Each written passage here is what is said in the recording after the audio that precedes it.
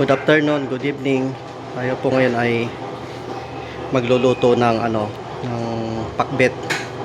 Diba? Simula po tayo sa mga ingredients niya. Itong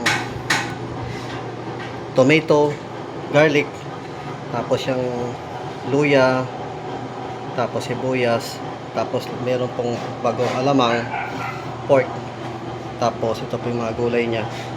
Yung kalabasa. Na-chop ko na po lahat yan. Yan, yung gulay na mapait. Ito, sitaw. Yan. Natin ang konting mantika. Dagdag konti. Ano yan? Mantika na mantika na use oil pala yan. Galing doon sa sa Photoshop.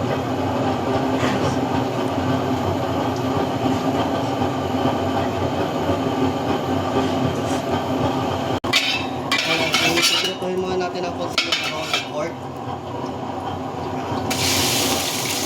Ituloy muna natin sa pork.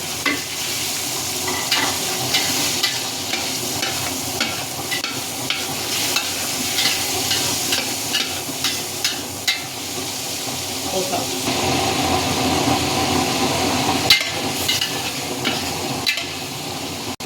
Yan po, medyo luto na yung pork natin. I-set aside na po natin yan sa gilid. Tapos, magsisimula na tayo mag-isa. Meron po natin ito. Ano po yan? Bawang na ito. Ito po lang pinusilo na yung pagkakagulot ng bawang. Pinagita po namin ang yan sa chopper. Kaya po natin ang kumula. So, golden brown na yung natin, ating bawang, nalagyan na po natin ito, chop na luya. Tapos po natin, ang purpose ko pala ng luya para makagay yung lansa, niluluto natin.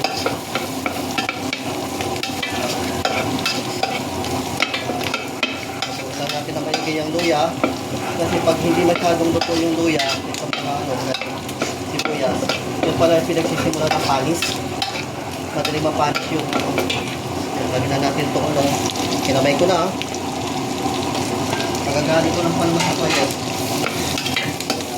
Lagyan na natin ang puti. Hanggang sa maluto itong luto yung ay, mamalot na yung pork.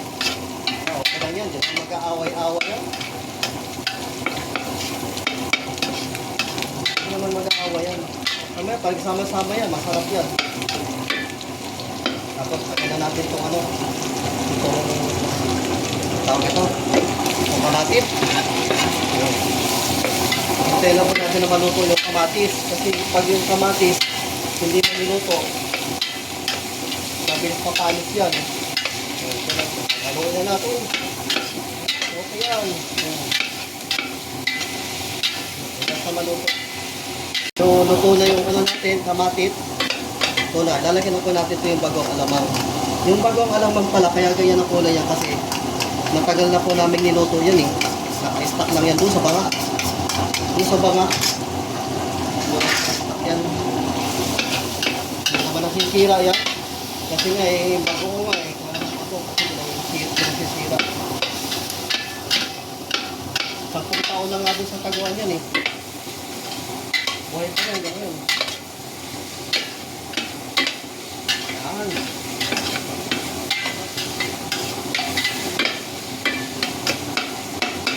Ano pa natin kasi? Dito pa natin ang konti para talaga kumapit yung lasa.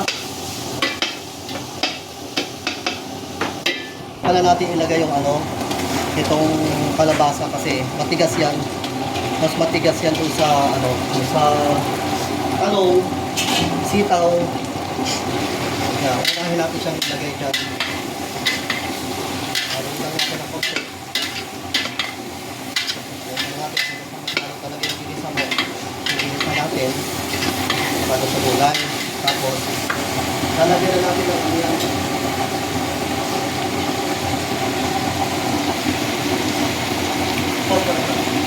Lalagyan na natin ng tubig na tubig na galing ko sa kanal.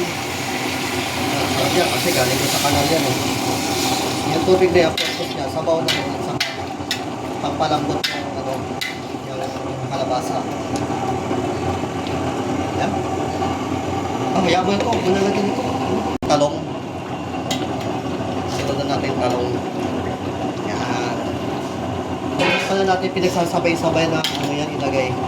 Na ilagay ito sa ano. Luluto kasi. Iba-iba yung lambot ng ano eh. Tigas na sabay.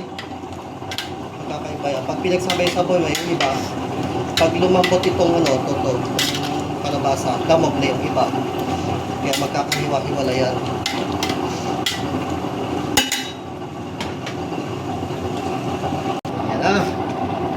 Medyo luto na yung ano natin talok, isusunod na natin yung okra dyan. Yan. Isusunod na natin yung okra. Yan yung pag nagluluto ako, medyo ang ginagawa ko, medyo half-cook lang. Yung pagkakaluto ng gulay kasi habang lumalamig yung gulay, yung half-cook na yun, lulutuin pa niya yun, maluluto pa yung gulay sa init. Takpan lang natin ang sandali. Medyo half-cook na yung ano, yung ating tawag ito, itong okra. Lagyan na natin ito sitaw. Medyo marami yung sitaw natin. Medyo naparami. Lubos ko na kasi masisira kami dyan eh. Masisira lang, sayang lang. Kaysa masira, tutuloy na lang natin. Isama na lang natin lahat dito sa pakit. At least makakain. Kaysa masira dito sa tagpuan. Ituin lang natin sandali yung ano, medyo half-cook yung huling nilagay natin na gulay, yung gulay na ano, sitaw. Isusunod na natin yung ano, pinakahuli dyan na ilalagay natin yung ano, itong ano, yung mapait.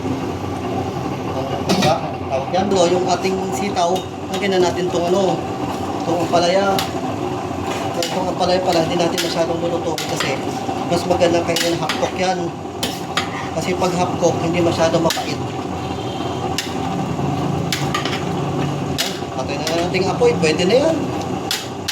Yan na yung ating ano, yan na yung ating pakbet na balibak.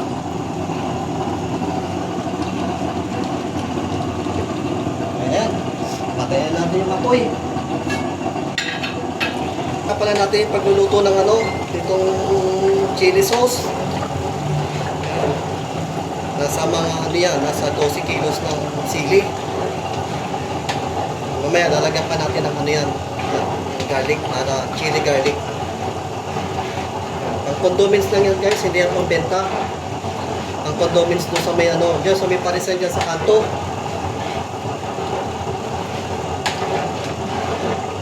Ayan, okay na yan. Medyo luto na to, pwede na to.